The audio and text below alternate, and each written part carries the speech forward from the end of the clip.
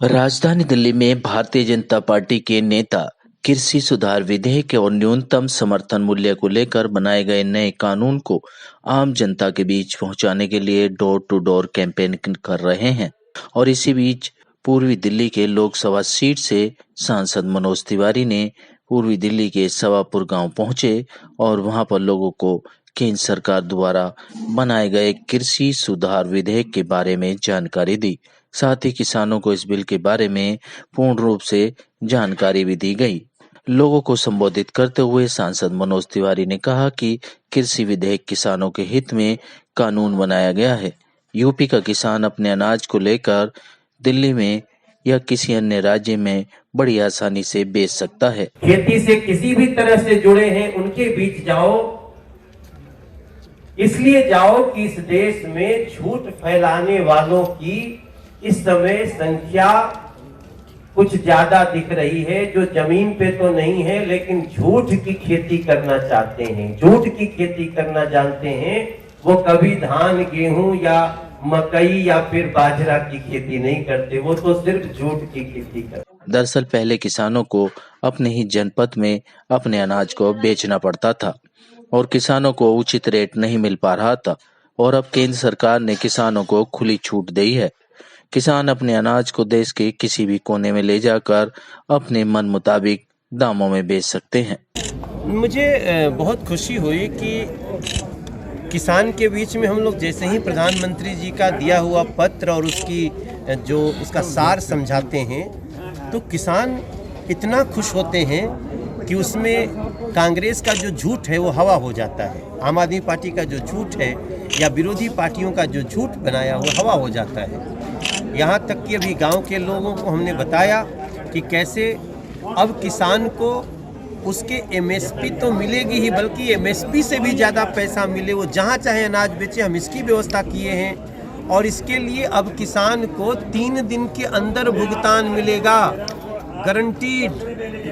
और अगर कोई विवाद हुआ तो 30 दिन के अंदर कोर्ट नहीं जाना, वहीं समिति बन रही है जो गांव में ही उसका निपटारा करेगी। और इन सारी कोशिश में सिर्फ इतना हमारा कहना है कि देखो भाई, हम किसान का फायदा करना चाहते हैं, बिचौलियों का अगर नुकसान है तो उन लोगों को समझ जाना चाहिए कि अब किसान का दिन अच्छा हो गया है, बिचौलियों को इससे हट जाना चाहिए। देखिए, हम मेहनत करने में हम जानते हैं कि झूठ के बहुत हाथ पैर होते हैं, लेकिन अब देश जगा हुआ है।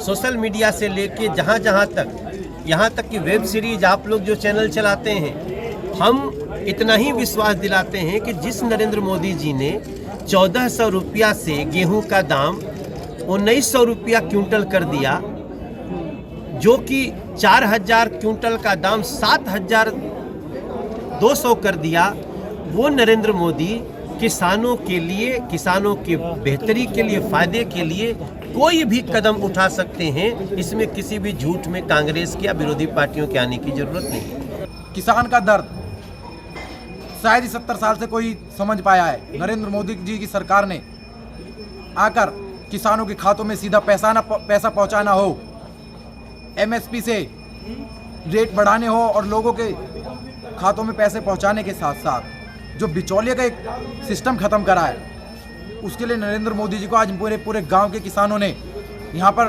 धन्यवाद किया है। आप मानते हैं कि बीजेपी ने जो बिल लाए हैं वो किसानों के लाभ के लिए है? जी बिल्कुल लाभ के लिए है। अगर सबसे बड़ा उदाहरण है कि अगर कांग्रेस को इस बिल से मिर्ची लग रही है तो सच में ये किसानों के फायदे के लिए है।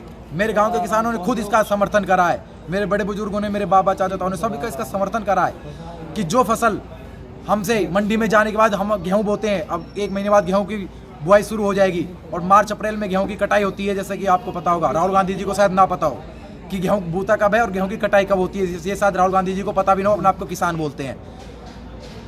तो जब गेहूं की कटाई होगी उसके बाद वो गेहूं मंडी में जाएगा तो हमको न्यूनतम स्तर पर, चल हम तो उसका ले लेंगे, हाँ यहाँ रखा रहे, बिचौलियों से सेटिंग हो जाती है, चल मैं तेरा 6 में बिकवा दूँ, तू मेरे को थोड़ा कमीशन दे दियो। ये सारा सिस्टम जो खत्म करा है, इसलिए कांग्रेस को इससे सबसे ज़्यादा मिर्ची लग रही है। मैं आपसे पूछना चाहूँगा, आप एक बार सवाल कीजिए राहुल गांधी जी से कि गेहूं की कटाई कब होती है, जरा वो बताएं तो एक बार मुझे समझ में आ जाए वो कितने बड़े किसान हैं। नहीं तो आलू की फैक्ट्री भी लगा देते हैं राहुल गांधी। वो आलू की फैक्ट्री लगाते हैं, देश को सोना देते हैं आलू की फैक्ट्री लगा के। संसद का सत्र चलता है तो वो विदेश घूमते हैं, शायद वहाँ पे भी उन्होंने कोई मूंजी, कोई आलू, कोई भिंडी, कोई गोभी बो रखी होगी जो वो यूएस गए हैं संसद जैसे सत्र पे। वो दर्शाता है कि वो सच में कितने संवेदनशील है, किसानों के लिए कितने संवेदनशील है। वो संसद में आते ना, कितने संवेदनशील है ये बता देते। शायद उन आलू की फैक्ट्री निकालने गए होंगे वो यूएस अपनी माता। साथ ही सांसद मनोज तिवारी ने कांग्रेस सहित अन्य विपक्षी पार्टियों पर आरोप लगाते हुए कहा कि विपक्षी पार्टियां लगातार केंद्र सरकार के खिलाफ नफरत का माहौल बना रही हैं और लोगों को भ्रमित कर रही हैं। Live for India Hindi news के लिए रविंदर कुमार की रिपोर्ट।